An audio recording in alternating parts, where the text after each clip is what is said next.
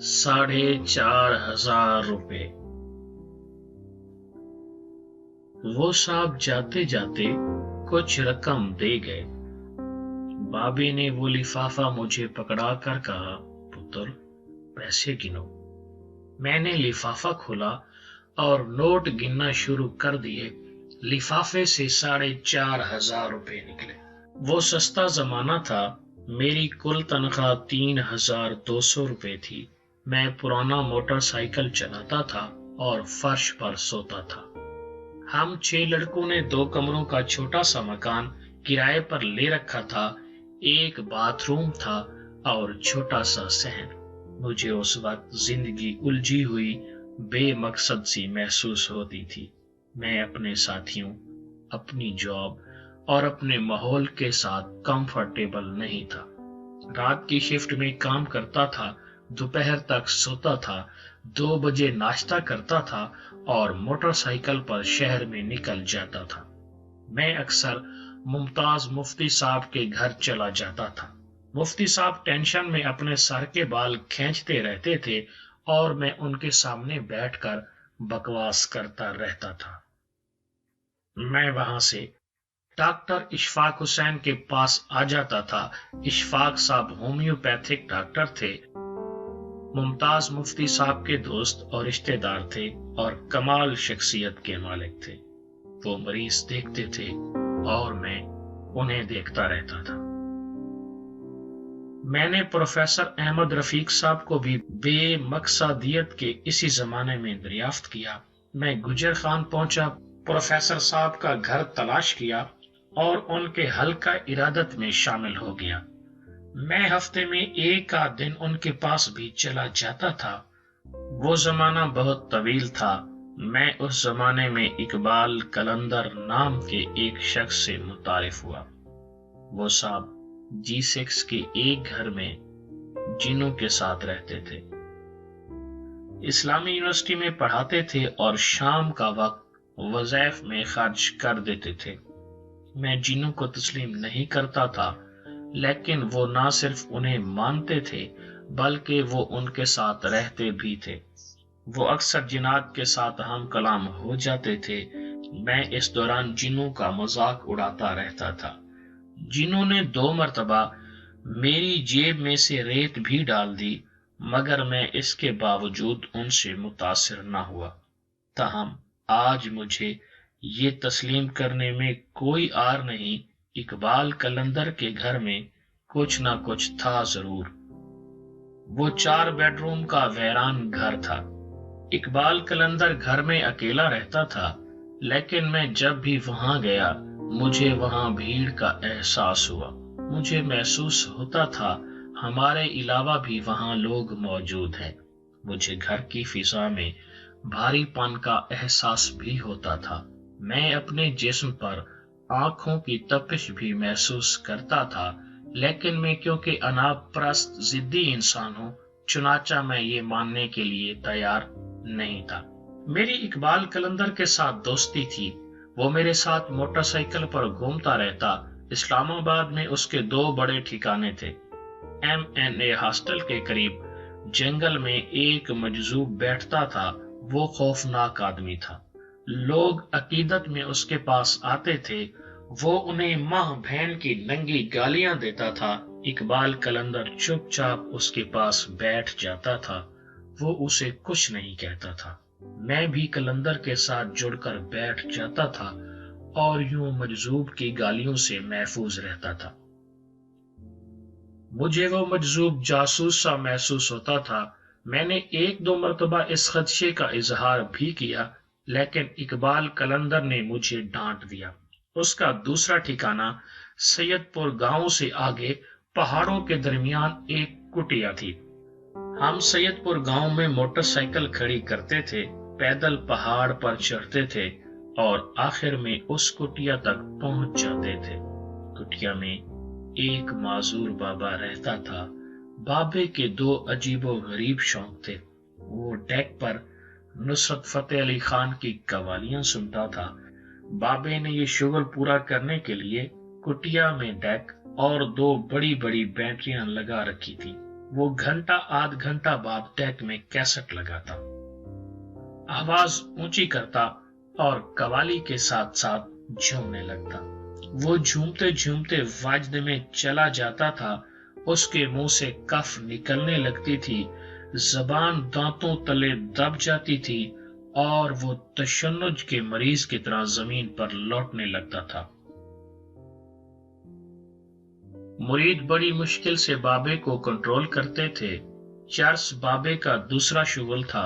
मुरीद बाबे को चर्स का सिगरेट जलाकर देते थे और बाबा आखिरी कश तक उसे खींच जाता था। बाबा टांगों से माजूर था। उसकी दोनों टांगे मुरझाई हुई छल्ली की तरह उसके जिस्म से लटक रही होती थी। वो एक जगह से दूसरी जगह जाने के लिए मुरीदों के कंधे इस्तेमाल करता था।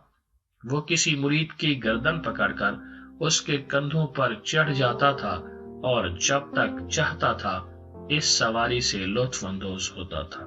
मैं, सच्ची बात है, इस बाबे से भी ज्यादा मुतासिर नहीं था। मुझे वो नौसरबाज लगता था, लेकिन मैं जब उसके पास आने वाले लोगों को देखता था तो मैं हैरान रह जाता था। बाबे के मुरीदों में एक से बढ़कर एक शख्स शामिल था। वो लोग पढ़े लिखे, कामयाब और काया थे। मैं इकबाल कलंदर से अक्सर पूछता था, ये लोग इसके पास क्या लेने आते हैं? वो मुझे होंठों पर उंगली रखकर खामोश कराता था और कहता था, हम इस दौर से गुजर रहे हैं जिसमें कोई शख्स किसी को ज्यादा देर तक बेवकूफ नहीं बना सकता। ये अगर वाकई नौसरबाज होता तो ये अब तक यहाँ से गायब हो चुका होता। बाबे में कुछ है जो लोगों को यहाँ खींच लाता है। मुझे कलंदर साहब से इत्तेफाक नहीं था, लेकिन मैं उनकी दिल आजारी नहीं करना चाहता था। मैं एक दिन बहुत उदास था। मैं इकबाल कलंदर के घर गया, वो घर पर नहीं था। मैं वहां से MNA हॉस्टल चला गया। मजजूब CDA के वाटर टैंकर के नीचे खड़ा होकर नहा रहा था। वो मुझे देखकर ऊंची ऊंची आवाज में चिल्लाने लगा। मेरी उदासी में इजाफा हो गया। मैं सैयदपुर चला गया, मोटरसाइकिल कीकर के दरख्त के साथ बांधी और पैदल चलता हुआ पहाड़ पर चला गया।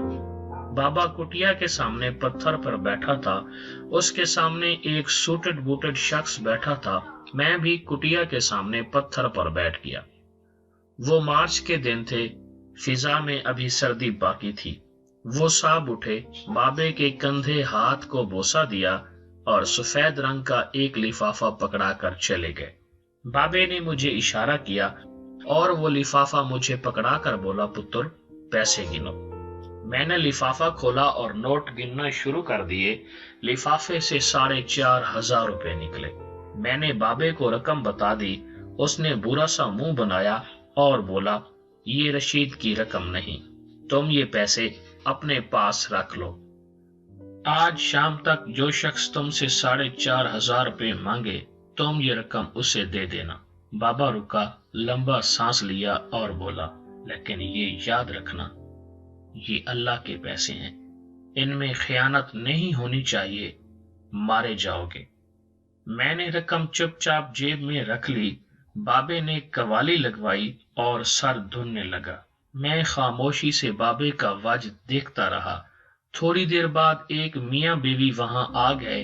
बाबे ने डेक बंद कराया, अपना हिलता हुआ सर दोनों हाथों में जकड़कर बैलेंस किया, गंदे दांत निकाले और मियां बीवी से कहा, तुम दोनों के पास 51,000 रुपए होने चाहिए। मियां बीवी ने एक दूसरे की तरफ देखा, बैग खोला, नोट निकाले और बाबे के सामने रख दिए। बाबे ने मुझे इशारा किया। मैंने नोट गिने, वो वाकई 51,000 रुपए थे। मैंने हाँ में सर हिला दिया। बाबे ने ऊंची आवाज में ओए रशीद का नारा लगाया। कुटिया का दरवाजा खुला और एक मैला कुचेला सा शख्स बाहर आ गया। बाबे ने मुस्कुराकर उसकी तरफ देखा और कहा, पुत्र ये रकम ले और अस्पताल में जमा करा दे, अल्लाह तेरे बेटे को लंबी जिंदगी देगा। रशीद ने रकम उठाई और दौड़ लगा दी। उसका चेहरा खुशी से तमतमा रहा था। बाबा मियाँ बीवी की तरफ मुतवज्जा होकर बोला, ये मिस्त्री है, बच्चा बीमार था, इलाज के लिए 51,000 रुपए चाहिए थे।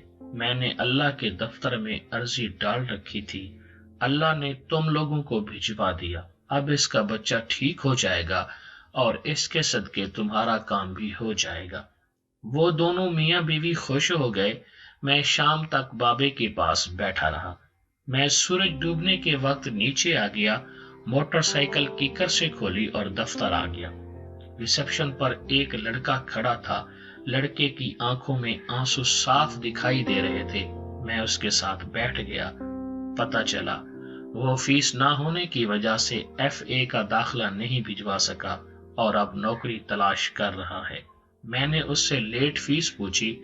लड़के ने बताया, मुझे अगर 4,500 रुपये मिल जाएं तो मैं FA कर लूंगा। मैंने कहा लगाया, बाबे का लिफाफा उसे पकड़ाया और दफ्तर के अंदर दाखिल हो गया। मैं अगले दिन दोबारा बाबे के पास चला गया। बाबे ने मुझे देखा, आंख मारी और कहा, मैं FA का उस्ताद हूं, मैं तुम्हारी मदद नहीं कर सकता, तुम कोई प्रोफेसर तलाश करो। और साथ ही अखियां उड़ीक दियां, दिल वजह मारदा, आजा परदेसिया वास्ता ही प्यार दा की धुन पर सर हिलाना शुरू कर दिया।